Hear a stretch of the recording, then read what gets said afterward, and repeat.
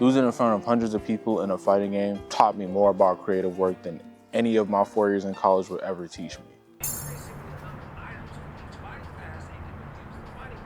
Start off with a competitive mindset.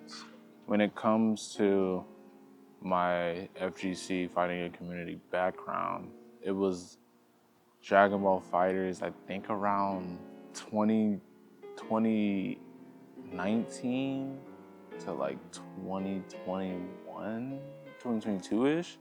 And then I stopped playing. I was like really more focused on my school and all that. And then I come back to it like more recently now, playing like Under Night, Guilty Gear, and like fighters occasionally, some Street Fighter too. So, what exactly am I even thinking about right now? Some parallels that fighting games have with creative industry is competition. Being like a pro fighting game player, the competition was like fierce. It felt like if I didn't dedicate almost like my life on it, then I wasn't gonna beat the people who were spending their lives on it. So that's a very important parallel to consider. If you were to just playing fighting games even more casually, just the barrier to entry when it comes to fighting games is a lot higher than like other genres of gaming. So even just like playing it casual, you're like, bro, it feels so foreign. Like you're trying to learn how to drive a car, but like the cars are trying to beat you up. It's like you're playing, okay, I was gonna make like a Rocket League reference, but that would be kind of, that didn't even fit with what I was trying to say. that wouldn't even fit. From my point of view, besides the competition, is the amount of research that goes into it. Because not only are you studying the games that you're currently competing in, but you're like looking at other fighting games, other players, looking at how they do stuff, see if you might get any ideas for the current game that you're playing. When I was playing fighters, I was around the same time like Street Fighter League. It was around like 2020 when I started seeing Punk pop off in Street Fighter League, and I was just like, yo, like his neutral makes me want to play better neutral in my game. So that ended up happening to me. It ended up making me like hate the game a little bit, because I was like, oh, it doesn't feel like the neutral I'm playing really means the pro level terminology and tier, so I don't like the game as much, because 90% of the game isn't going to be played like that. So it's like, that's a soapbox though. Moving back on. The research plays a big part. When it comes to the creative industry, you're looking at different artists, seeing what they do, taking inspiration from other places. Like you could be a photographer, but you're getting inspiration from an artist or a fine artist. You're in advertising, but you're getting inspiration from music, producers. I'm talking about myself now. But when it comes to producers, musicians, seeing the lives they live, how they lived it, so you can tie it back to your own creative cycle. Being nice to people, it does a lot. When I was playing fighters, it was like I started my journey on Xbox, so a lot of it was literally like the most tight-knit community ever. It felt like the people you were playing against, you felt like you were playing them every other week. I mean, every other day you hopped on, it felt like you were fighting the same people, and it made it so fun, especially when you got in parties with them. You're all like talking trash about each other in a fun way. It was a time that like I literally can't get back, but I mean I can get it back. But anyway, having a nice community in your circle and outside of your circle plays another part in the creative industry. When it comes to fine artists and that community, it's kind of, I can't really speak on that, but when it comes to the people I've seen in ads and advertising, even though people hate ads, I hate bad ads really much, like a lot. But the community of people that are truly in it for the craft and also to make money, I find to be very cool people. But yeah, let's move on.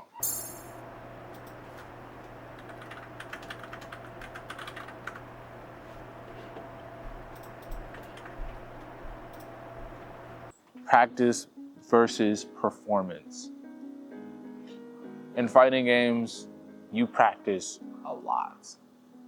Even now, you don't necessarily need to practice as much as everybody else to produce results, but practice is definitely a thing that you can't avoid when you're getting into fighting games if you want to excel. And that's the same thing when it comes to any creative business, creative industry. Man, when I was playing fighters, I was in the lab. It was so routine of me to just sit in like training mode for like hours, just like trying to find something new to make my team just slightly better.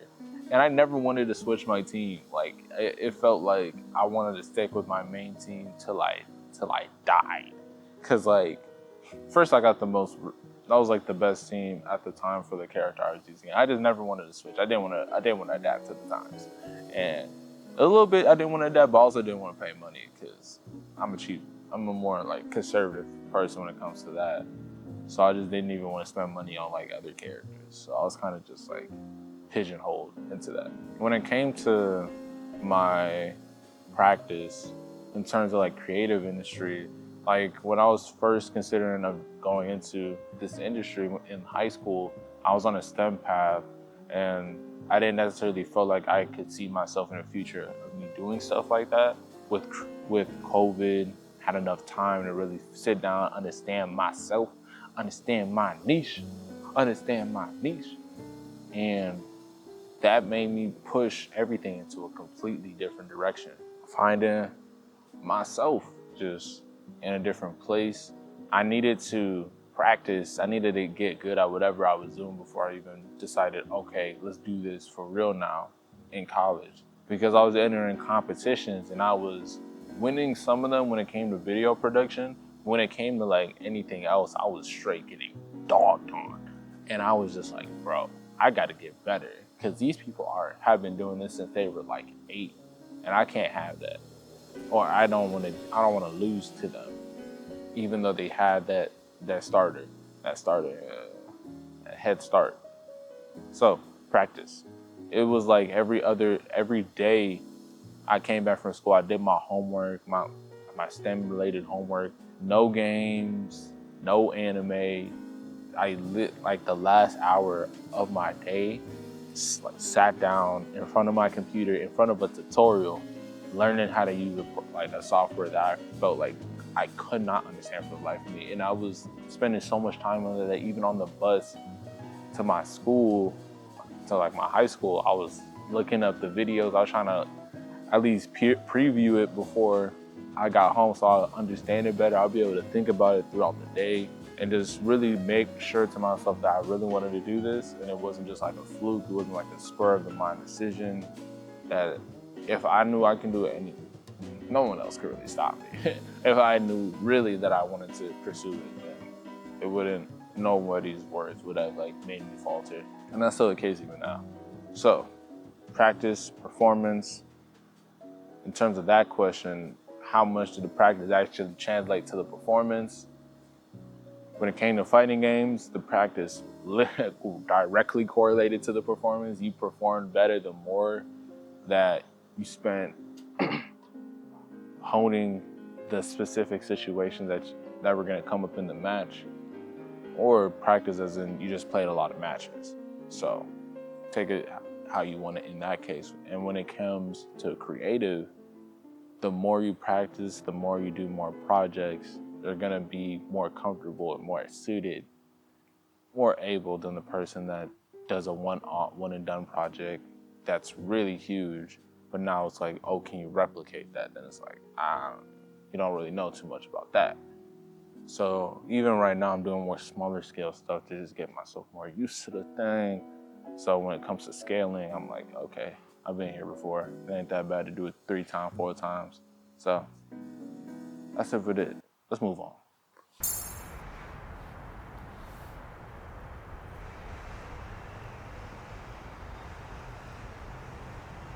What did fighting games teach me about handling loss and feedback when it comes to creative work? To give more context onto my FGC experience and background, I lost a lot. You lose a lot when you play fighting games. You probably lose more matches than you win until you get to a certain point where it's like you win a lot. But getting to there, you lose a lot. And even now, like when I was playing in my recent like session of Guilty Gear, I'm at the top floor, Celestial, but I was getting cooked. Not only as I was challenging to get there, doing like the challenge like rank up thing, which I think is stupid, but everyone thinks that plays that game. But it feels like any other person that had experience with the game, I was getting mollywopped. It wasn't even funny. And it felt like out of 20 games, I would probably win like 2 of them. And that's the beauty of fighting games, is losing. You don't get baby people, it's you and another person, and they not finna lose because they've been playing. They went through the same thing you're currently going through, and they're trying to win. And they had the experience to win, so they're gonna win against you. It also kind of reminded me of playing Quake Champions, but that's another video in of itself.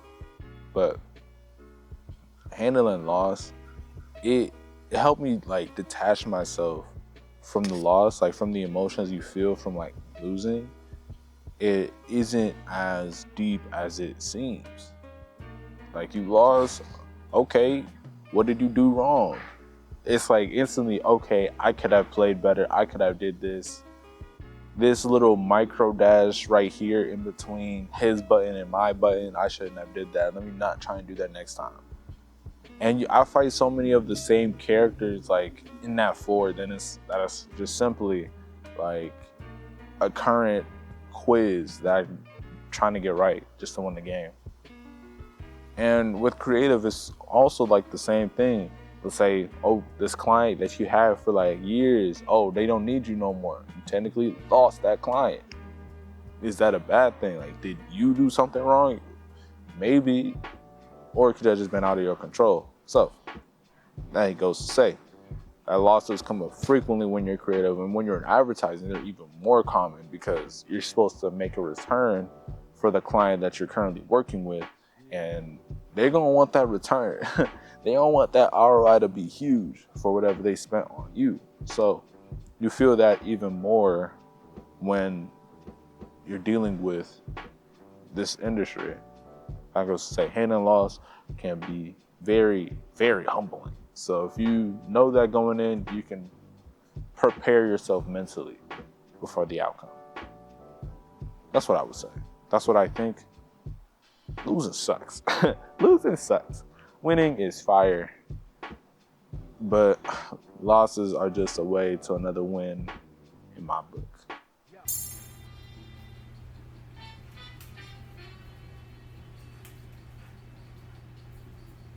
Just a little bit. I did touch on it a little bit in the first chapter when it came to like competitive mindset and research, but the people you surround yourself with did a lot for me. At least when it came to fighting games, in terms of skill and improving my own skill, it taught me a lot. And the same thing could be applied to creatives in the future. We'll see. But when it came to the people that I surrounded myself with, in that, like Xbox, they were all equally trying to get good. They were character specialists. I was a character specialist. Like, we were really trying to make our characters be the best that they could be. And seeing that, it kind of also made me want to go into the lab more and figure out stuff that not a lot of other players were using. Also, just because there's no like content on the actual characters I was using. And was I gonna make the content? A little bit, but not. I didn't want to be a content creator when it came to like fighting games. So it was still like a little rut when it came to like finding niches when it came to my character. But having that support, being their training partners, having them be my training partners, playing long sets with them, seeing them improve, felt fire, bro. It was amazing. Like looking back on it, and I want to do that for the people. I want to do that for people in general. When it comes to creative work, ever since I came into college, I was already like bent on surrounding myself by the most creative people possible. So like when somebody I find to be like, yo, your work is like super dope, or like your insights are crazy, like I really try to keep in touch with them, because like I'm competitive, so my competition around me, I feel like has to be crazy for me to truly strive to push myself beyond my own means. And I typically don't go to people for like advice on how I should go about things, but I look at what they're doing and I'm just like, okay, I can do something, and you gave me inspiration to get back into the groove of things. And that does a lot more than what people think, to the point where it's like, I don't think I can truly put myself around people that aren't like that. Like, it's hard to function when it's not like that. So it just also taught me about managing my energy. That's what community does. It helps you realize yourself even more, and at a better pace and at a better tempo, and understand your rhythm more than anything else. Style really came from evolving your style came with evolving the people around you. So if you found out something that was crazy, that you felt like everybody should be doing, like you told your homie about it because you was beating him with it like 10 interactions. He was getting hit by it. So you're like, oh bro, like you gotta try this out. And I also did that. People did that for me. They're like, yo, you should probably start doing this, because it's like it's crazy how useful this is. And I find that to be very, very important, especially when it comes to creative. Like I was saying, with being surrounded by creative-minded people, if they evolve some way, if they do something that's like, oh, this is gonna be how people really do it, then it just helps you get a foot up on the competition. Cause your competitor doing the stuff ain't nobody doing. So to be your competitor, you might gotta take a little bit of it and spin it your own way. And then you just gonna keep on doing that. Then it's a cycle. And then when you mix the cycle, you get a blender. And when you blend it up, you're gonna end up with something new. I think that's how it's supposed to spin it. But yeah, you're supposed to spin it something new. But that's just my take. The fighting game, in conclusion, I feel like the fighting game community, at least for me, was like a point in my life that I can't think of it without. Like, it was so important to my part as like a high schooler that like I don't think I can envision a life when I just like stop playing it completely, or even stop competing in it completely, just because of like the nature of the community. It's weird though when I think about the fighting game community though, because like with every industry, there's gonna be the good apples and there's gonna be the bad apples. The bad apples are gonna mess it up for everybody. So I would say think about that before you start coming in, or before you like commit to being a pro. And think about your plan B. I'm glad I didn't gamble on like fighting games being my everything, because like I was able to fall back on a plan B on like how I really wanted to like spend my life. Because boy, oh boy, if I was playing fighters for my income, bro, I'm 19. I would have gray hairs by now, and that's crazy. That's an egregious amount of stress that would have to happen before you get gray hairs when you're 19. That's a lot. That game was stressful to play. That game was stressful to play at like a completely high level without like, especially at that time. that's what just helped you take the emotions out of it. Just helped being in tune with life, playing the game. You just realize that, bro, it ain't as deep as I'm making this seem. But yeah, streaming on Twitch. The plan is to stream on Twitch every Friday morning, around 8-ish to like 10, 11-ish.